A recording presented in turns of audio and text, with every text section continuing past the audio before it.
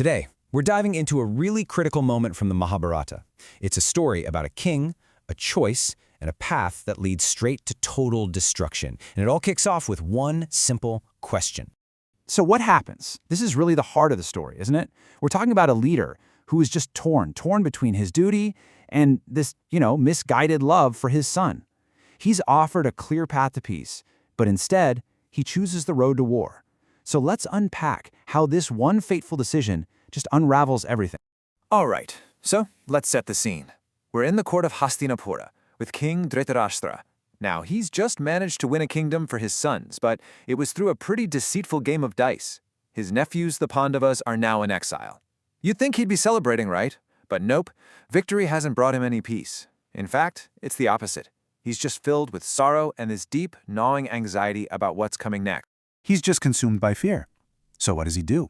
He turns to his wisest counselor, who also happens to be his half-brother, Vidura. And this is his desperate plea. He sees the storm clouds gathering on the horizon, and he's basically asking, how can we, the Kurus, possibly survive the mess we've made? So Vidura, who's a man of just profound virtue, he offers the only real solution. But, and this is a big but, it's a bitter pill to swallow. It is absolutely not what the king wants to hear. And this moment right here sets the stage for a massive confrontation between what is right and what is just plain wanted. Okay, so look at this. You can see the two paths laid out, crystal clear. On one side, you've got Dhritarashtra, and he's all about power politics, how to hold on to what they've got. But then there's Vidura. He's talking about dharma, about justice. He's telling the king, look, the only way forward is to undo this wrong. Give the kingdom back, atone for what you've done. And here's the kicker, right? The king is asking for a political fix for what is, at its heart, a moral problem. And boom, there it is. The king's anger just boils over. He's convinced Vidura is siding with the enemy, his own nephews, instead of backing his own flesh and blood. And in this single moment of pure rage, he fires the one person who could actually save him. He chooses his son's ambition over the very survival of his entire dynasty. When Vidura hears those harsh words, it's like the future becomes crystal clear for him, and it is chilling. He knows, deep in his bones, that this rejection of what's right is the first step on the road to ruin.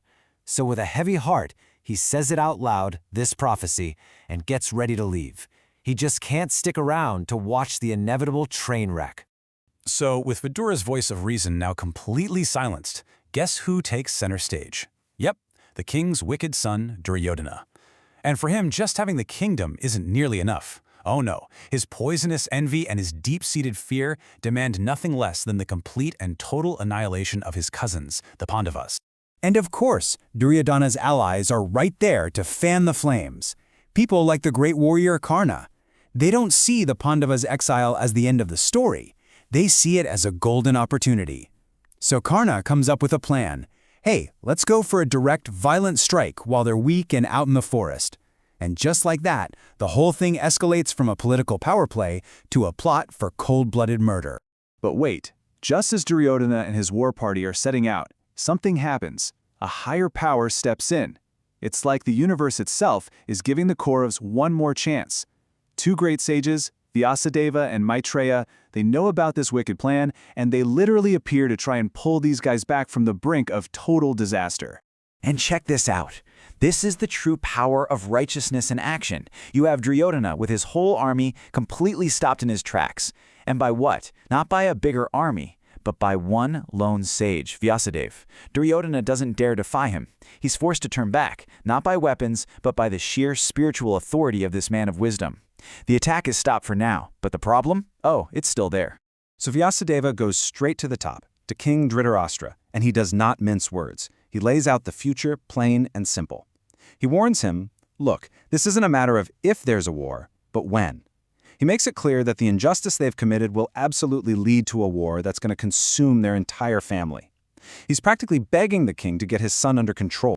But, you guessed it, the warnings just fall on deaf ears. It's not long before the second sage, Maitreya, shows up at the court. He gives Duryodhana the exact same advice, basically offering him one final chance to make peace. And Duryodhana's response to this last-ditch effort for reason, well, that's what seals his tragic fate.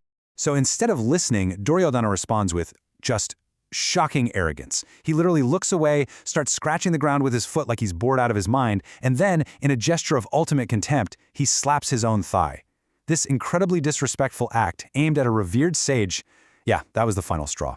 You can just imagine it. Maitreya's eyes turn red with fury, and in a voice that must have sounded like thunder, he delivers a curse.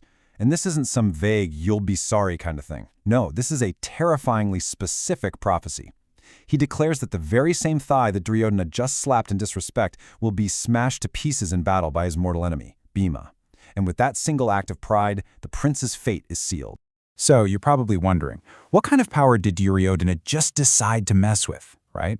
Why were these sages so absolutely certain he was doomed?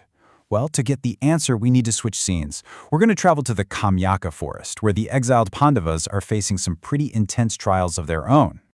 Imagine this. One night, they're walking through the forest, and their path is blocked by this horrifying creature, a Rakshasa, a demon named Kirmira. We're talking flaming eyes, monstrous strength, the whole deal. And to make matters worse, he's the brother of another demon Bhima had already killed. So yeah, he is out for revenge. So Bhima steps up to face this thing alone. And what happens next is just a battle of pure, primal, earth-shattering force. These two are literally tearing up giant trees and swinging them like clubs, throwing massive boulders at each other. The whole forest is just shaking from the sheer violence of this fight. But in the end, it's Bhima's righteous fury, fueled by the memory of every insult thrown at his family, that gives him this just unimaginable strength. He grabs the demon, whirls him around, and strangles him, leaving him lifeless on the path. Now this is the kind of raw, unstoppable power that's waiting for Duryodhana and his army. This is the strength he casually dismissed with a simple, arrogant slap of his thigh. And that brings us right back to where we started, to that central question. Think about it. At every single turn, the king and his son were offered a way out, a path to peace, first by Vidura, then Vyasadeva, then Maitreya. And every single time, they chose pride, they chose envy, they chose violence. So was their destruction just fate, or did they write their own tragic ending, page by page? It's really something to chew on. Thank you so much for watching. Now, Gyan Kosh is a multilingual channel where we share spiritual wisdom in English, Hindi, Marathi, and Tamil. And we've got more major languages coming very soon. Our goal is really to bring you the timeless treasures of Sanatana Dharma in a way that's simple, clear, and really meaningful. On our channel, you're going to find daily videos on the Srimad Bhagavatam, the Bhagavad Gita, the Mahabharata, and so much more. If you find our content valuable, please do subscribe to Gyan Kosh. That way, you'll get notified about our daily videos. And please don't forget to like, share, and help spread this divine knowledge with your family, your friends, and your community. Let's all work together to keep the light of Sanatana Dharma shining bright.